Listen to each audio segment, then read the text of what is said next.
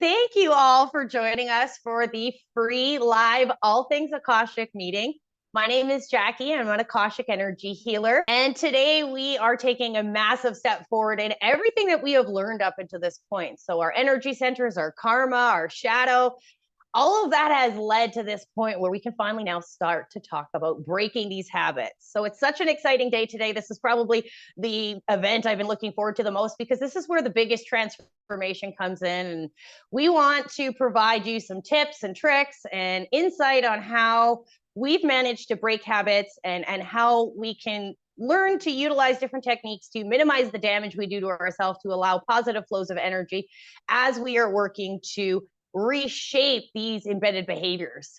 I have an amazing guest today. Her name is Diana. She is going to share with us some of her experience and her journey, and I will get to her in a moment. I just want to talk quickly about my own experience with breaking habits, the best way I learned how to break a habit, and then a little bit of facts about our mind, our subconscious mind, and how repetitive thought patterns really are expressed within our physiology. So really, before we embark on breaking a cycle or a habit, we want to first understand what the habits really are. Habits are routines or behaviors that become automatic through repetition. These are often deeply integrated into our subconscious mind. So it makes it challenging when we want to go ahead and break these. Our brains form habits to conserve energy. So it allows us to form different tasks effortlessly. So I want to give a couple of pieces of information on repetitive thought behaviors and how our thoughts really do shape everything that is in our current experience. So studies have shown that 95% of our thoughts that are being sent out on our behalf are subconscious thoughts. Subconscious thoughts are thought forms that we have no conscious awareness of. So these are thought patterns that are being sent out on our behalf based on repetitive behaviors that repetitive thoughts that we have engaged in. So scientists or studies and scientists have said that everything that we have in our experience, about 70% of everything that we have are and is created by the thoughts that we are omitting. So if you take a moment to think about those stats, 65% of everything that has manifested in our life right now is created by subconscious thoughts. So we are sending out programs into the universe and thought forms and information and manifesting our experience based on thoughts that we don't even have awareness that they are being sent out. So it's a little bit scary. So when you think about it and wonder how this is affecting our life, you really have to understand that these thoughts are creating our experience. So based on your experience, you will know if your subconscious thoughts are positive or if they're negative. We can change these thoughts. We can learn to pay attention to the cycles that we see repeating in our life. And this is the best way to understand if your subconscious thoughts are positive or negative. So, we want to open the door for a balanced life and a consistent flow of energy, money, and we really want healthy thoughts to be sent out on our behalf. So if you're noticing that you have lack of motivation, or you're feeling, lack in your life, fear, dependency, all of these type of thought or manifestations that you're experiencing would show that you have negative repetitive thought patterns that are being sent out on your behalf. So we really want to reshape that. And for me in my life, I am a creature of habit. I did not develop these negative patterns. I wasn't born with them. I learned these behaviors, and I didn't learn them right away. I learned them by doing the same thing over and over and over. So a failure or a challenge would come in.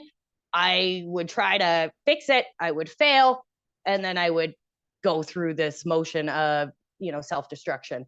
And then another thing would happen, and it would kind of repeat in the same way. And then it happened again, and it kept happening. So now that became the norm. So my mind believes that's the norm. In order for me to reshape that, I had to change that with new repetitive behaviors. And for me, it was really challenging, but I did it every single day, and I continue to do it every single day so that I can keep my mind focused on what I'm creating and make sure that all of these little repetitive thoughts that were negatively affecting my life are being reprogrammed with positive ones. And then I can start to see that actually affecting my real life and real real life issues that are starting to become less common.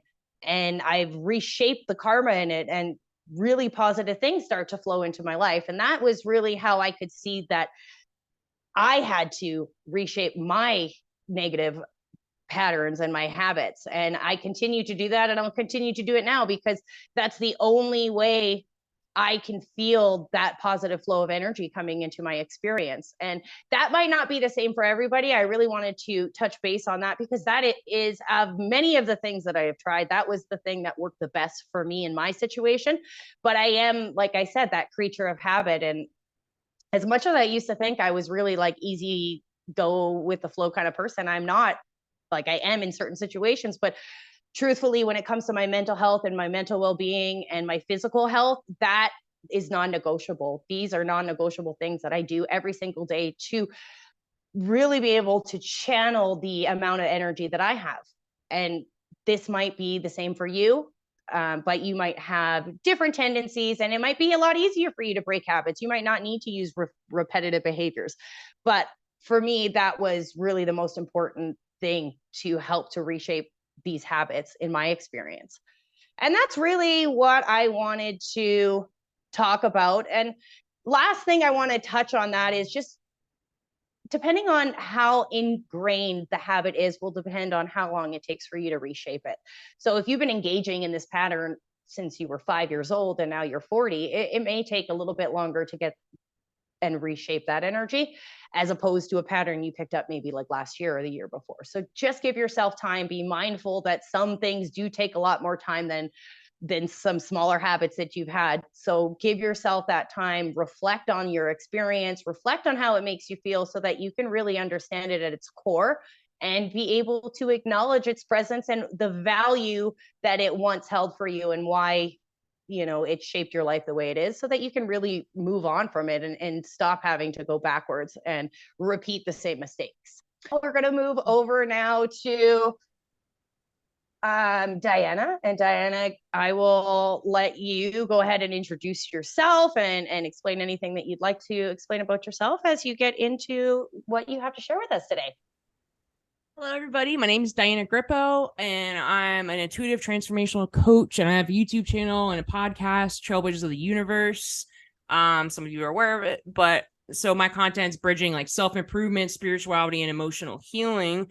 And the funny thing we're talking about habits is that, what inspired me to do content creation and help people and coach people through their struggles was because I did struggle with substance addiction. I went to a holistic rehab, and after I got out, even had dark night of the soul and all that, right? That was kind of something that helped me channel that energy I had into from like those habits and those addictions into something more healthy. So I'll go into that later. So basically, I mean, if you had told me 4 or 5 years ago that I would be sitting here telling you guys how to break a habit, I would be like, you're out of your mind. But so I struggled with, it was substance addiction. We could say toxic relationships. That's a habit, right? Like toxic guys, right? Spending, maybe eating. I was eating a lot of sugary food, just the whole lifestyle, mentally, physically, spiritually, emotionally wasn't really balanced. And I always say that, like, why do habits form? Well, first of all, not all habits turn into addictions. So, but what makes it turn into an addiction, right? I think there's a lot of different factors, but I think that habits form or addictions form when your suffering is greater than your ability to cope with your suffering. You don't feel like you have the coping skills. You don't feel like you have an outlet.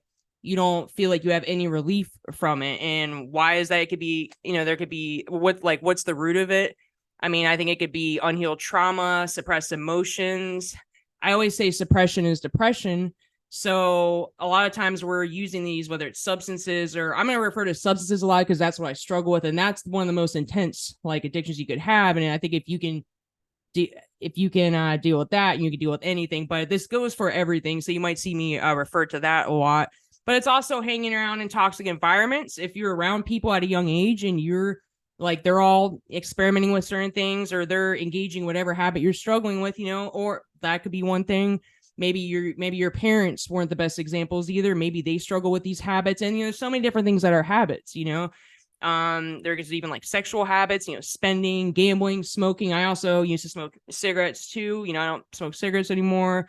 I've learned to kind of cut down the spending too. So, you know, I had years of trying different methods. So I'm not going to go into my whole life story here, but I'm kind of just getting to the points that I would say helped me the most, what I learned from going to this holistic rehab and things like that.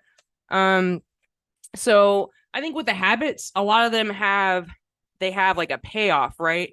So it's like, okay, I know this is going to make me feel really bad, but it's giving me like a temporary relief or a comfort or pleasure. Something I'm dealing with is so like intense, or that's just what I have learned to do to deal with stress, right? It's like that's just your go-to. And like Jackie said, it becomes a pattern. And so I think you're thinking a certain way, you're acting a certain way, or no, you're thinking a certain way, then you're feeling a certain way, and then you're acting. It's habitual, but it goes pretty fast, right? So it can be hard to stop, to put a break in that pattern. So, and I mean, and these are also, and habits can form also from like distractions. Maybe you want to just distract yourself. Maybe you're stressed out with your job. Maybe you're stressed out with your relationship. Maybe like there's so many different reasons why we develop habits, and we're also affecting our brain chemicals. Sometimes they're affecting the dopamine, the serotonin, right? The endorphins. It's doing something that we're not getting, or we don't know how to like fulfill within ourselves or in a natural way. So we're seeking something outside of ourselves to feel better. And that's what it starts. And then it starts to feel really good. And, you know, it just becomes like go to like, why would I want to deal with these life problems? And we're not taught coping mechanisms.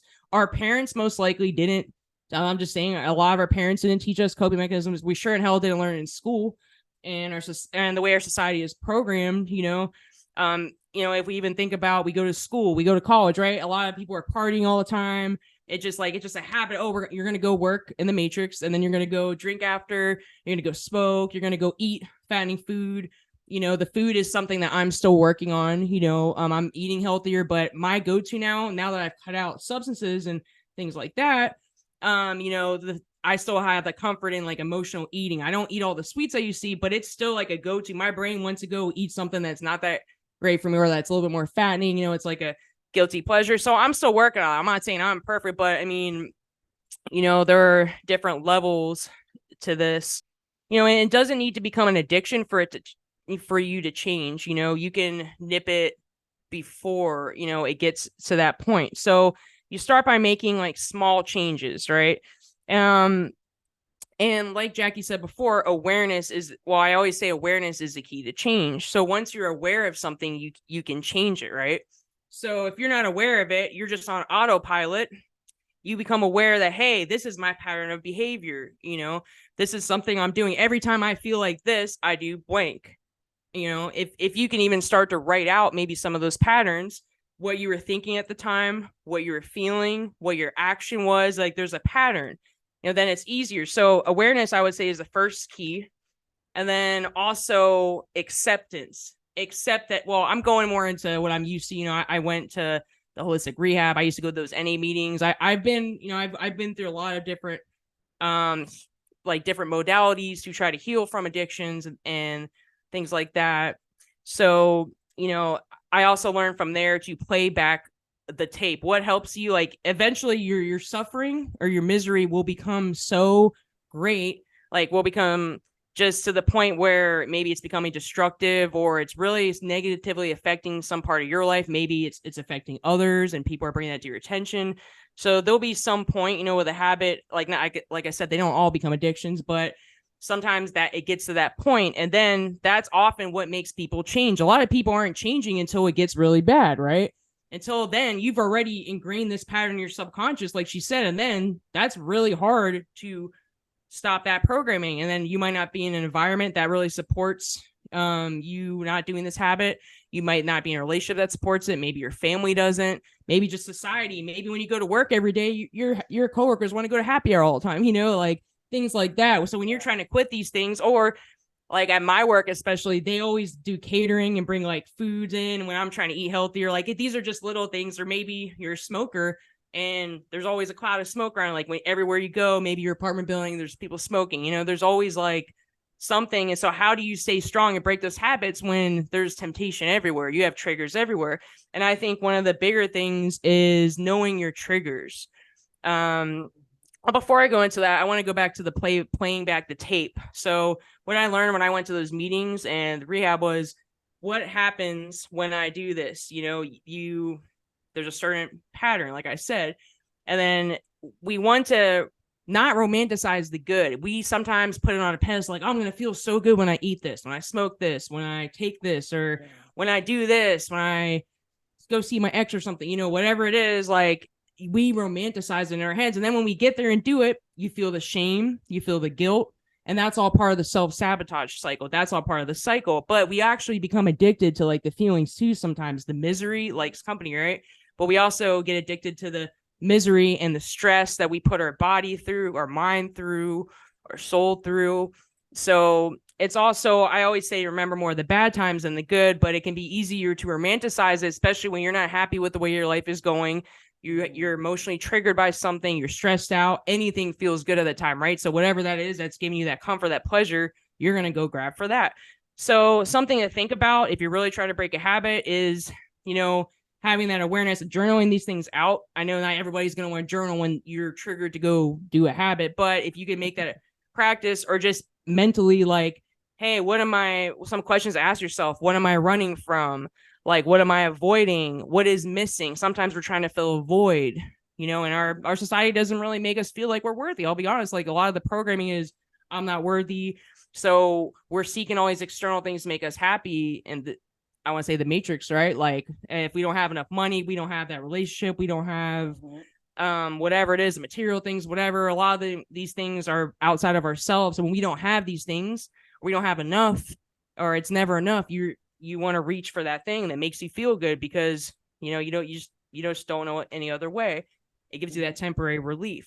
So also another question to ask yourself, like, what wants to be expressed or felt? One of my biggest things through my drug addiction was, I don't want to feel my emotions, my feelings.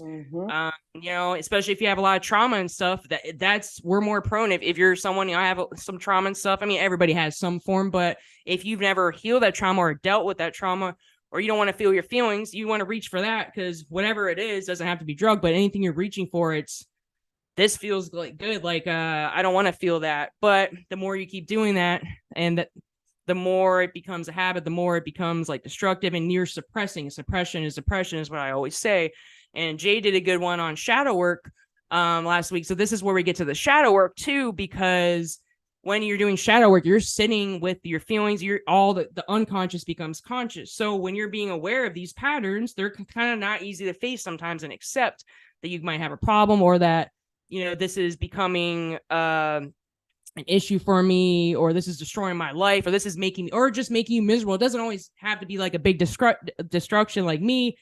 Mine was a complete destruction of life. I had to be miserable. My whole life had to fall apart for me to get better, because that's what needed to happen. I almost lost my life to my addiction. I went to the hospital many times. I mean, I have a long history of that. And I was also trying psychiatric medications and stuff. And I think that made me worse.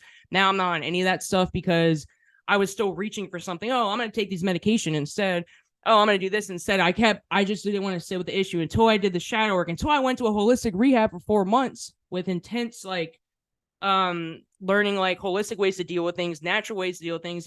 I didn't get better. Not everybody needs to do that, but for me, for what I was dealing with, that was it. But I also was forced to do shadow work there. I had to sit with my fears. I had to sit with trauma, my emotions that I haven't healed, and things like that. And stuff, we go into childhood stuff, your parents, anything that hasn't been healed. It could be like inner child stuff. I mean, there's so many different things. It doesn't always have to be some crazy intense trauma. You could have something that happened to you that really just emotionally distraught you and traumatized you, and that could be enough to really just cause you to just really self-destruct, and even I'll say, even Jackie doing her Akashic reading was very helpful for me too. It also brought some awareness to some of those patterns. That's another thing. I'll say, so also with the acceptance, you don't want to judge yourself. It's not about judging yourself. I'm bad because society does enough of that. Your parents probably did enough of that. Your relationship or whatever it is, you have enough. And not only that, you're your biggest critic. So acceptance is a big thing, because the shame is a part of these habits, these addiction. We feel bad after I do it. Oh, I can't believe I ate sweets again. Oh, I just gained 5 more pounds. Oh, I can't believe I smoked a cigarette. I was doing so good. Oh, I can't believe I just relapsed on drugs again. Like, man, I had this many months. And I went through like years of relapsing, like getting a good amount of time, relapsing, and then messing up my life. I was at the point I almost was homeless. I one point, I call this dark night of the soul. I lost my job. My family was mad at me.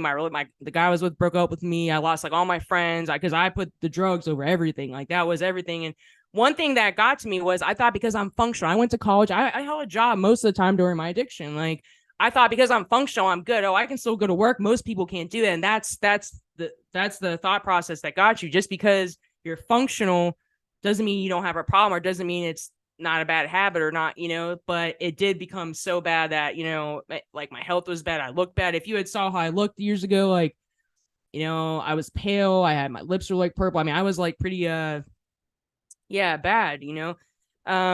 but it took a lot. But even when I looked in the mirror, right, I still thought I looked good. It puts you in like I was in an illusion. I was like in a cloud, but then that cloud's taken away. Then you're doing some real shadow work. I'm going to talk about like ways to reduce or to break these habits. So these are just some things that work throughout my experiences. I did go to holistic rehab, and what I learned there was a whole lifestyle change. Holistic, we're thinking physical, mental, spiritual, and emotional. So I made changes in all these parts of my life. It wasn't just one area, it's a whole lifestyle change. And when you feel more balanced in those areas, like physical, we're talking about working out, eating healthier, like I would eat superfood, stuff like that, things like that. Spiritual, meditating, I get Reiki done, things like that. Those are some things. Even the mental, I was listening to affirmations. I was doing I was getting some hypnosis done.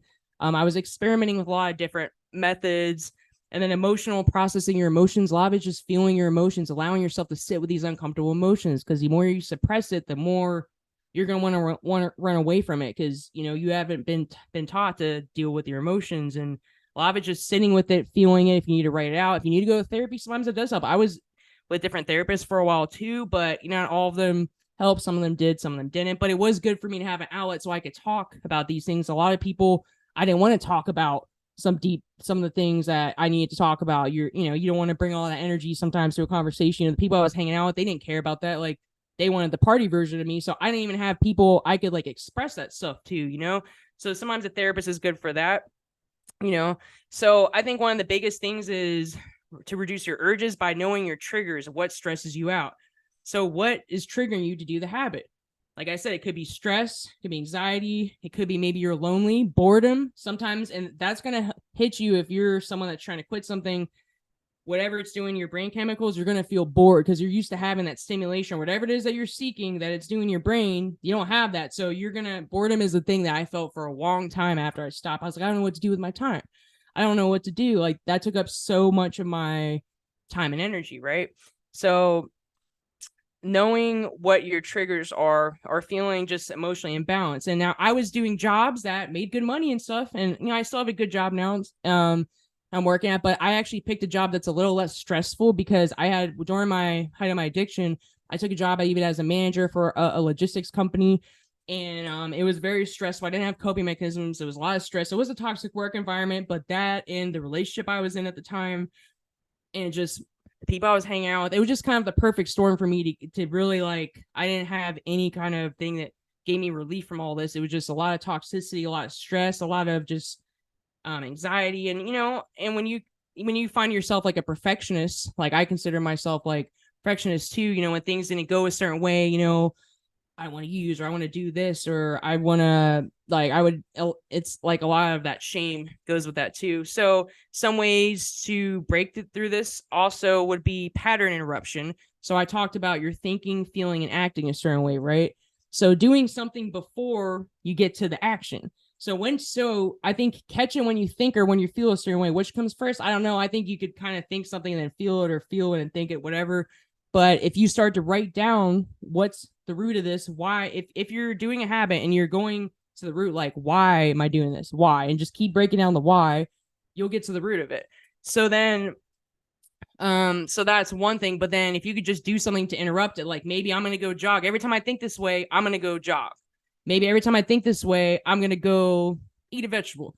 I'm going to go do some breath work. I'm going to go meditate. I'm going to go take a bubble bath. Something that gives you some kind of pleasure. Whatever we talked about the payoffs, what is it that it gives you, like comfort, pleasure, whatever it is, relief, something else healthy, not something else toxic, something else healthy that can give you that same feeling. A lot of people, after they get out of like drug addictions, like they end up working out, like they become addicted to like working out or things like that, getting fit. So a lot of it is like something, just a pattern interruption, anything. Like I would go on the walks, like some people take a cold shower, whatever you need to do, just find what works for you, you know.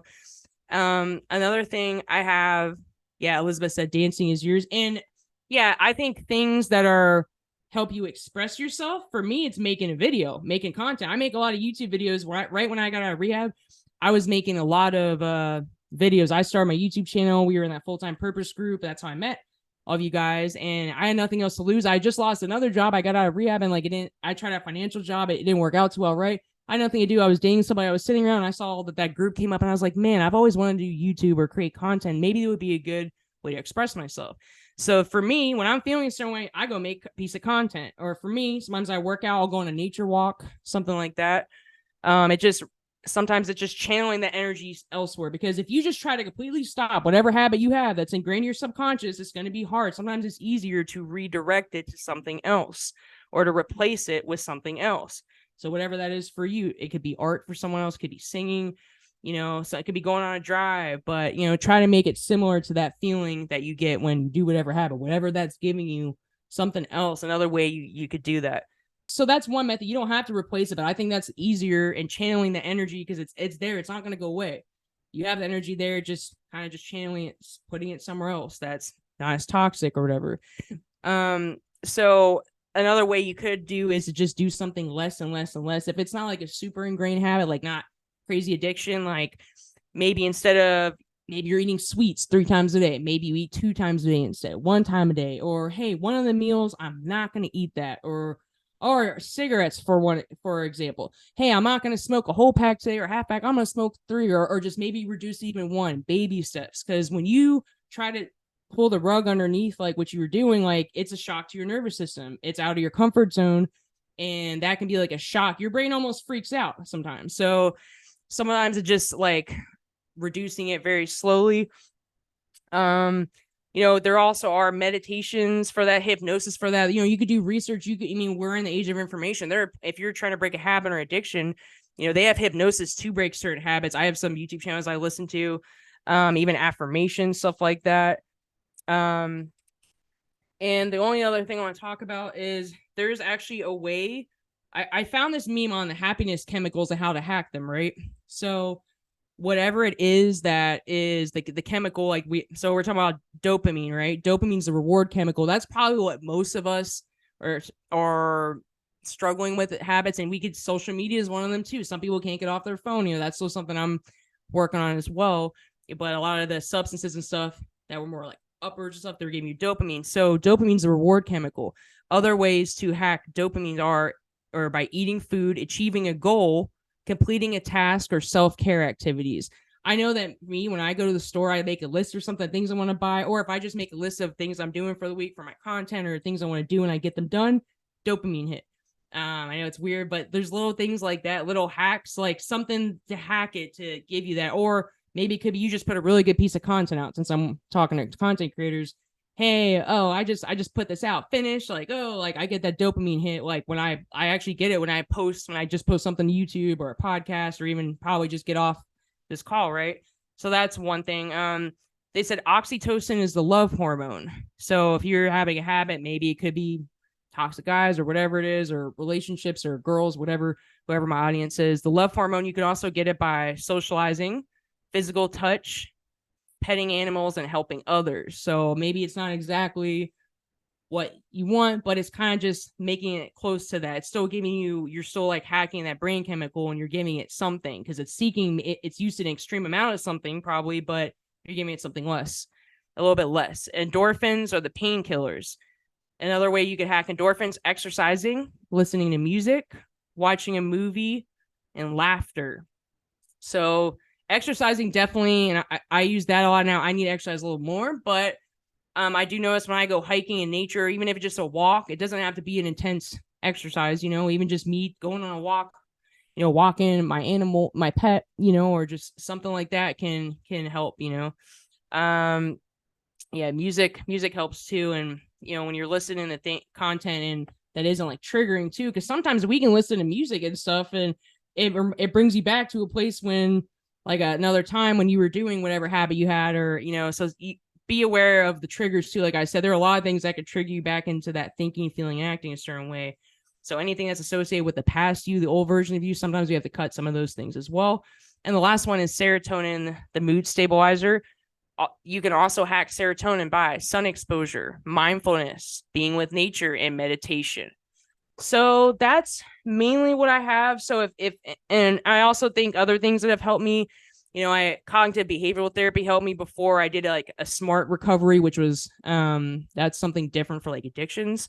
Anything that's holistic, anything holistic healing, like I said, it's a lifestyle change. So if you're changing your emotional, physical, mental, and spiritual health, getting that more in balance, you won't feel as triggered. When you're more balanced, you're not emotionally triggered, not as burnout. And that's why I think Reiki is very helpful as well. There are different speakers you could watch, YouTube videos, books, meditation. I think I said that already. The biggest thing is don't beat yourself up. Keep going. Repetition is the last step of all this. So I said awareness is the first, acceptance, then kind of replacing the habit with something else, and then repetition. How did you have this habit to begin with? You kept repeating it over and over, and now it's programmed into you. So whatever you're doing, this is a very important repetition. Whatever it is that you're going to find that works for you, you're probably going to try a lot of things, and there's no failure. It just, it takes some time. It's not going to happen overnight. You have to be patient and be gentle with yourself and just keep going. And remember your why. Why are you trying to stop this habit?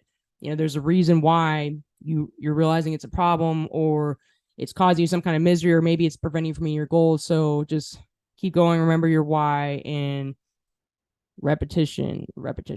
That's about it, I think. I resonate to what you say so much. I don't know. I think it started like right from the first time we met. There's a lot of similarities in our journey, and our mindset is very similar. So everything you said today is 100% spot on to my belief system. And I am 100% of a harm reduction modality. If you are coming off of, especially these bigger addictions, heroin, cocaine, if you need to smoke a joint 15 times a day to get through that, honestly, do it. Do it. Like it will help you. Yes, you will. Like that was what I did. And I am now my biggest challenge, cigarettes and weed. And it's a back and forth thing because I use it for a lot of things. Happiness, sadness, anxiousness, nervousness. Like cigarettes is one of these things that there is 1,000 little attachments and I'm picking them a piece one by one. But yeah, when I go a day and I smoke 3 cigarettes instead of a half a pack of cigarettes, I call that a win. When you embed these habits for as long as some of us have since childhood, you don't remember a time that wasn't there. And it's been a coping mechanism since forever. So please, like Diana said, give yourself a break. Take each step, each day by day, because it's a linear process, your healing journey, and it will get easier the more you repeatedly do these new positive behaviors. And there are some people who are now addicted to the gym. It's not good to move to it's great to have it as a positive addiction, but if you're using it as a form of escapism, it's not healing the problem. So understanding your energy, channeling your tendencies, having that self-awareness to be able to mitigate your triggers, that's amazing. Good for anybody who today woke up and took a different path instead of, the one they used to walk. And it's not every day is an easy day, but if you keep doing it and keep showing up for yourself, you really will start to see these really positive changes in your life. Like myself and Diana are here to tell you, it is worth it. Yeah, but you have to be willing to get out of your comfort zone. It's going to be uncomfortable. You're going to think of a million reasons why you shouldn't do it. Yeah. Your brain's going to want to self-sabotage it. So you just have to remember your why. And like you said, they're like just it does get better. And, you know, what you're going through, it's going to be very uncomfortable for a while, but it becomes more natural the more you repeat whatever healing model you're doing, whatever, or however, or if you're channeling into a new habit or whatever it is you're doing, that just will work for me. There are many different ways you can, you know, it just, Well, yeah, and one of just my things was the justification I gave myself for engaging in those behaviors. yeah, the permission at some point, along the journey. So for me, big change, something big would happen, and I would just immediately talk myself into it. yeah. And now I've learned how to talk myself out of it. And it didn't happen overnight. I'm telling you, friends, it took a good year and a half before I felt like I really had control over the biggest, which was my addiction to cocaine. But it happened. It took a long time, but it did happen. And it really did change my entire way that I deal with habits now going forward. And like Diana said, not all of our habits are going to be the biggest, addiction or moved into addictions, but even, the way you and your partner, especially in a relationship, develop a habit of fighting. So, you know how you get in a relationship, and once it gets to this really bad point, it's so easy to get back to that point because, the habit is formed, and it's like almost like you were saying, like a dopamine hit. The highs and lows of a relationship it's like an addiction. You're like, you get the real high and everything's great, and then it's going to crash. But when it crashes, it's going back up. So you're addicted to the cycle. You're waiting for it to get back up. And it does, because that's how it goes. But it's once you actually start to see those things, it's really so eye-opening, because it does take for you to be able to remove yourself to get a really good idea of what the situation is. Because when you're living it and you're in that chaos, you don't know how bad it is until you take some time away and then look back and be like, holy crap, that is not normal. Yeah, I had to go, at the holistic rehab I went to for 4 months. I was away from that environment. I realized it was a relationship I was in. It was myself, my family. It was environment. I'm not saying they're the cause. I'm not, you got to take responsibility too, but those were not good for my recovery. And, I had not to move the cause, but they weren't helping. Yeah. And some of it is the cause. Our parents did, I don't know if it's because we were all born in the 80s, but our parents' generation weren't very open about expressing their feelings and their emotions. And like you said, they did not teach us the coping mechanisms because they don't have any. Even trying to talk to my parents now, I'm still fighting this wall. And I'm like, to each their own, live your own life. But, my kids will know that it did take a struggle. I did have to do this work. Nothing was handed to me. They, having that awareness, aren't dealing with the problems that I was dealing at 15 and 20, which is my older two kids. And I can see the change. I see that they come home and they tell me about what happened at school. I didn't tell my parents nothing. I don't want to know. My daughter's like, oh, this guy, tried to sell us weed and blah, blah, blah. And I'm like, people are like, weed is illegal in Canada. So having somebody in high school selling weed seems kind of backwards, but I guess they're not 18, so they can't just buy it at the store. But I thought, I'm like, she told me, like, I would never tell my parents that. I was stealing the weed from my dad's drawer. Like, it was not. We are becoming more open now. And because we are in the age of information technology, people are sharing on TikTok. You know what I think is really great? Even though TikTok can be kind of crazy, like, I see a lot of people expressing themselves. I was like, man, if these people, some of them, if they kept all that stuff in, imagine, like, that's how you're suppressing a lot, and like can drive yourself crazy. Yeah, and like it can be easier to fall into habits and addictions when you don't have a release, you don't have an outlet, you don't have any sense of relief. You're just in a like anxious state, and our society doesn't really help with that. It's in a constant state of there's a lot of fear that's being put up. A lot of people say, "Oh man, our country's going to hell." It's like, "Oh, it sucks anyway. I might as well go do this." Who cares? It just you get in that kind of helpless state. And just a lot of it just knowing that you do have power and you can make different choices, you can change your life, but you have to be willing to do the work. A lot of people aren't willing to, but they want to complain about it, but they don't want to do anything to help it. But once you suffer enough, or sometimes you just had enough, eventually you might want to change. Sometimes it takes a dark night of the soul. That's what it took me, but it takes what it takes. Not everybody it's like that, but everybody has different things they're dealing with. And I like to think it's the people who don't get the message soon enough that the universe is like, all right, you're going to have to learn the hard way. Yeah. And you know what? I have to learn the hard way. Sorry. Now I don't, but my whole life up until that point was like, it took that much for me to finally get the message. Now the awareness has grown, I can pick those things before it becomes that. But like with you, Diana, I had to pretty much get to the absolute lowest point of my life in order to rise back bottom, up. But there's nowhere to go but up once you hit rock Exactly. bottom. So that's how I look at it. And it will get easier, and things are always changing. Like, you're not stuck. And once you're like, and your brain is going to be like, oh, this is horrible. How are you going to do this for that long? And it's just, it's just for today. That's one thing I learned when I went to those NA meetings was, it's not about, I need to be sober forever. It's not like I never need to eat this food again. It's just for today. Can I do this just for the next hour? Just for a day, you know, break it down to minutes. That helped me. I'm like, yeah, I can do that. That's easy. And then you keep building it up, and it's like, wasn't that bad? But when you say like, I can never do this again forever, when we're living absolutes and everything's black and white, you're gonna self-sabotage. Like that sounds crazy, and your brain makes it some catastrophic thing. So, and that's what our brain does sometimes. It catastrophizes things, you know, I would never say never. I could not imagine what I'm like, all right, I'll be okay today. Yeah. And even if I did that, okay, I messed up today, but you know what? I'm gonna get up back again and do it tomorrow. You know, you gotta know you're worth it. And, you know, well, and back then I didn't think that there was anything more to my life than what had already kind of transpired. I mean, I don't why I would think at, you know, almost 40, life was over, or I was just going to continue to live finding your purpose helps too. But that was what they had said, that 95% of people who feel like they have a purpose do not suffer from mental illness. So, and because I had such a hard time seeing what life would be like without drugs, once it stopped, it really opened me up to everything that I was escaping from. Because for me, it was emotion, it was my feelings, and it continues to be, because they're very strong feelings I have.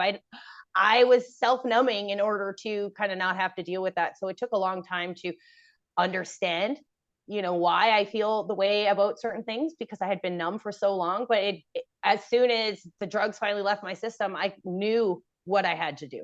It came to me, and hopefully each and every one of you will feel that way when you really sit with those feelings. And it will be uncomfortable and it will be scary. But hopefully we're not only talking about these bigger habits. Any embedded behavior can become a habit, and not all healthy behaviors are like that. You can be addicted to positive things too much and still escaping. So just be mindful that, you know, sitting in your room meditating all day is escaping from the real world. We can't do that. You take what you learn, you put it into practice, you get out in the real world, and you utilize those skills to make your life better. Keep everything balanced. I think balance is a big thing. We still have to be in the matrix. So how are we going to learn everything that we need to know about ourselves and use it to our benefit to make our lives better? I think that's the key. Yeah. Wow. Great. Okay. Well, thank you so much, Diana. This was a really good topic. So if anybody needs to locate Diana, I am going to have this video posted to YouTube probably by Monday morning, but Diana's information will all be there. She does work with clients. She has so much amazing content, so you guys can check her out. I think she streams across YouTube, Spotify, TikTok. She's everywhere. So we'll have all. Okay, well, so we'll link her link tree, because that'll take anywhere you need to go for Diana. The last thing I want to talk about before we go today is something really exciting that I have coming out here by the end of the month. I am launching my first course. This course I have been working on for about 1.5 years. I have wrote the stuff, I have rewrote the stuff, I have recorded videos, I've re-recorded videos, and I now am at a point where I am ready to launch this course. It is a revamp yourself in 21-day course. This is the fastest way to self-improvement. Each day we're going to go through different modalities and information that'll help you and assist you on your transformative journey. This is based on my personal experience. Cognitive behavioral therapy style approach this course's focus. So it is really about shaping pathways. Really, by the end of the 21 days, you should be feeling very empowered and very positive about creating and breaking these habits and stepping into the fullest expression of yourself. I am so grateful that I have the most amazing people within the spiritual community. So I have special guests who have provided homework assignments, Diana and Elizabeth both being one of them. Jay's on here somewhere. He's one of them. So it'll really just give all the people I know that had the knowledge are contributing to this piece of work. And it'll be 50% off for the month of November. So it'll be $44, and that'll launch on October 28th. So stay tuned for that. It's really exciting, and it really will help you to see yourself in a whole new light. So this is based off all of my work, and you guys can, utilize that on the 28th. So I will let you know via my social media channels when it drops. But I just wanted to kind of, you know, self-promote myself a little bit while I had the chance. Yeah. But that's really the meeting that we had planned for you guys today. We have November coming up. November is all about meditation.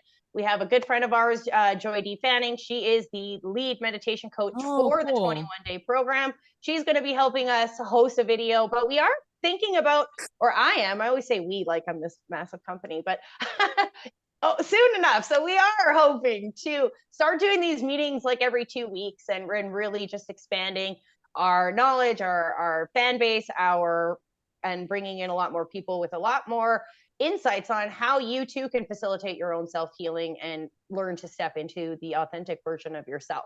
So that is kind of the updated news. As always, if you guys are looking to book a personal session with me, you can visit my website, Akashic Energy Healing. And don't forget to check out Diana's links at the bottom of this in the description box on YouTube, so you can get in contact. Trailblazer of the Universe is pretty much what you should be searching for. I love that. You know, I saw this guy, what was he had this big sign and he was like, I'm a trailblazer, and like right away, and every time I see that word now, I'm like, it's like Diana Pink. So I love it. Well, thank you guys so much for joining me, and it was such an important topic, and this is just touching the base on it, so we're definitely gonna have Diana back, and we're going to dig through this a little bit more because, like I said, our stories are really similar, and it is really something that is affecting society massively these days. So it is always going to be a focus of my work. It is the core focus of the Akashic record reading, is changing your karma and breaking habits. And that is going to always be my main focus, because that's how you get the most out of life, is by really understanding yourself at that level. So thank you guys so much. I'm so happy. Thanks, Diana.